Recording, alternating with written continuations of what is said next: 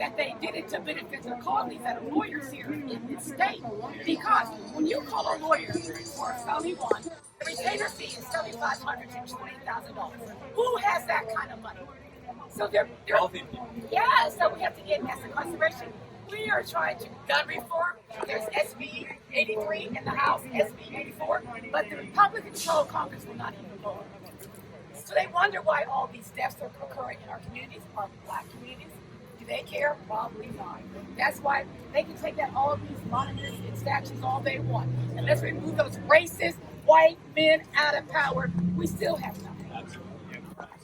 That is our call for policy chapter, like I said. Please go to our new webpage, wherever the option is, and support us. And demand that they pass these laws on a city, state, and federal level. What's the website? It's Heartbeat Movement. My voice is kind of I got a question. You got it? I have business cards. Yeah, you have, well, this Heartbeat Movement. You have a business card, sir? I don't have a business card on me, but I would be happy to take yours. I would like to let you know, I'm sorry, what's your first name? My name is Cynthia Brown. Cynthia, I'd like to let you know, we are 100% behind ending qualified immunity, ending the war on drugs at the federal level, which ends it at the state level as well, ending mandatory minimum sentencing, ending no knock raids and civil asset forfeiture, and dismantling systemic racism by getting rid of the policies that allow racists to be in positions of power and be able to use that power against marginalized communities like people of color. So we are 100% behind all of that.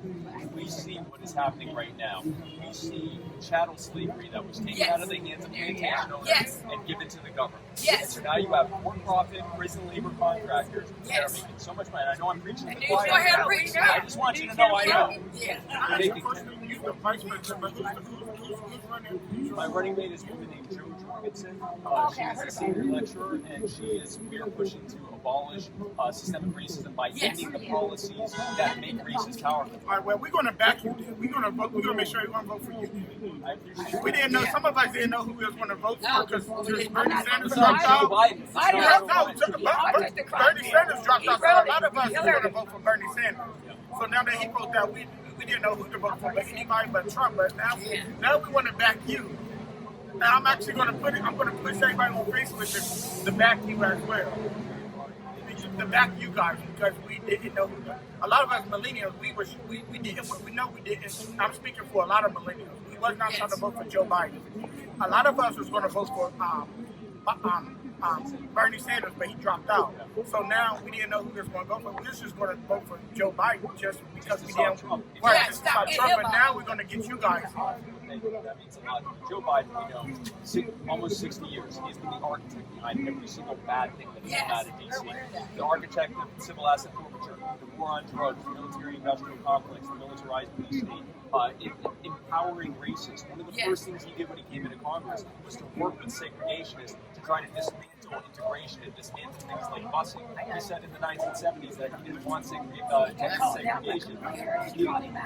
He did. He called out for it. Yeah, absolutely. And now, just to show the system of patronage there, he's probably going to end up thinking Kamala is his running mate. Because she said we're black men. The United States takes her to prison. That's not a guy. You're speaking my language. Yes, absolutely. This is what I say every single day. Absolutely. And I appreciate what you guys are doing. So, how do we I do have a very important question. I'm sorry, what is your name? Thank you so much. My name is James Jones, and I'm the spokesperson for the Heartbeat Movement. My question to you, you know these drastic numbers in 2016 when the Trump-Hillary election, and I'm a poll worker, so I know the numbers. More than 100 million registered voters decided not to vote at all. Yep. So what will be your strategy just to convince people just to come out and vote, period? Our message to those people, and many people who they voted Republican or Democrat, but they held their nose. They were not happy with their choices, and they sure as hell aren't happy with their choices now. Our message to you and to everyone else is this system has completely left you behind, especially the most marginalized among us. They have implemented policies to benefit themselves and the millionaire cronies who bought and paid for them to be in office. They have created a system that takes from us more and more every day, and especially takes from the most marginalized among us to give to people who already own most of everything already. A relative handful of incredibly powerful people who are imposing this republic-rat system on everyone to their direct benefit at our expense and the expense of everyone else. And our message is very simple. we are going to dismantle all of that. We're not going to reform it. We're not going to rename it. We're going to dismantle it. We are ending the war on drugs. We are ending the wars overseas. We are ending the militarized policing. We are ending the police-to-prison industrial complex. We are ending the new chattel slavery in our time. We are ending systemic racism by dealing with the actual policies and proposals that have been put forward by Republicans and Democrats in their exclusive control of every lever of power of government for over 160 years. We're going to dismantle the entire thing because we are never going to be a land of the free if we aren't setting people free. We are never going to be a land of prosperity and freedom when we are using various laws and burdens and regulatory burdens and taxes and everything else to keep people in a position where they are in generational poverty for the direct benefit of cynically powerful cronies who want them to stay low, who want you to stay reliant, who want you to stay desperate and anxious and fearful so that they can use your fear and hate and anxiety and everything else and use your desperation as a way to give them more power. We're going to dismantle the entire thing. Well, speaking of dismantle, you left out one important dismantle part.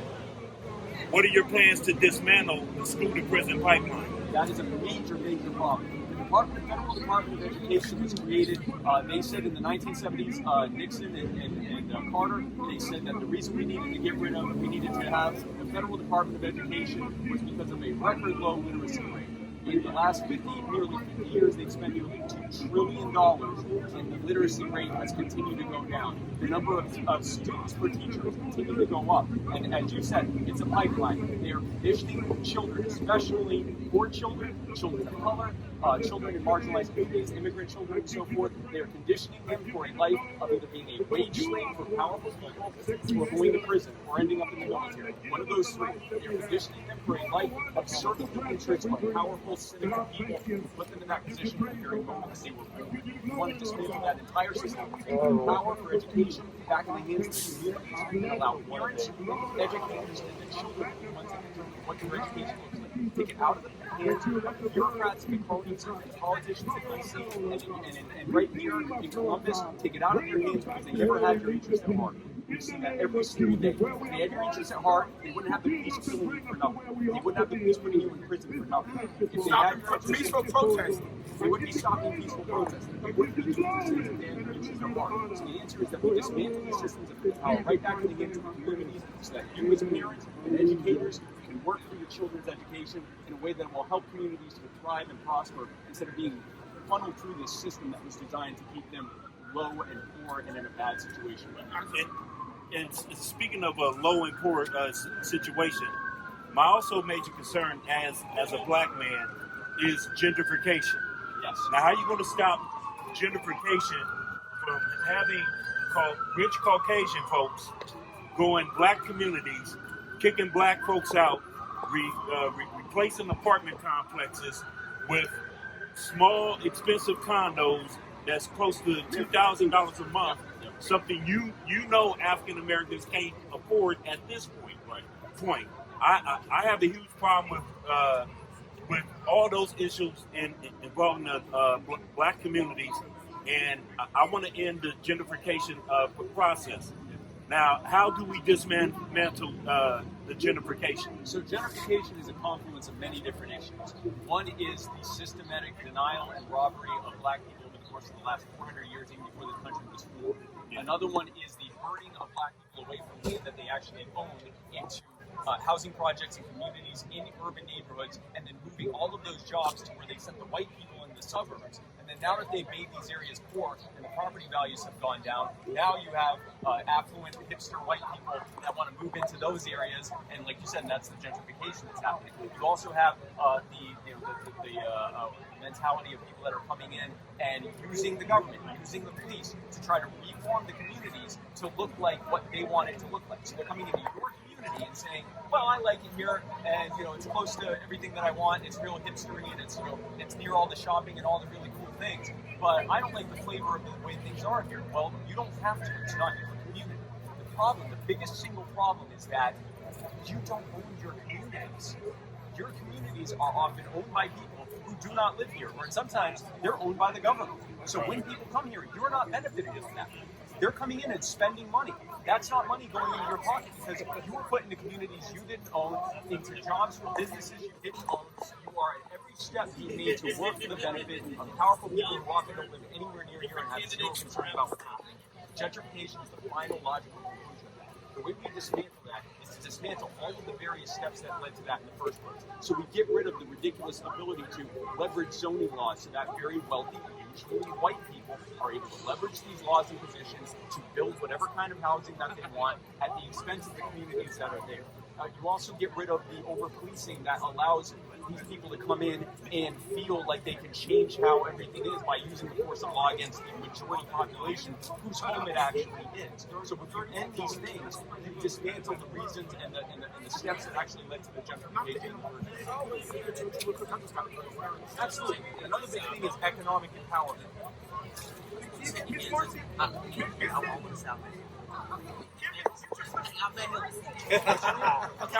you take a picture of her? Sure. And if I could, what was the website of your organization, the Heartbeat? What was your website? Okay, right here. Can we get a picture with him?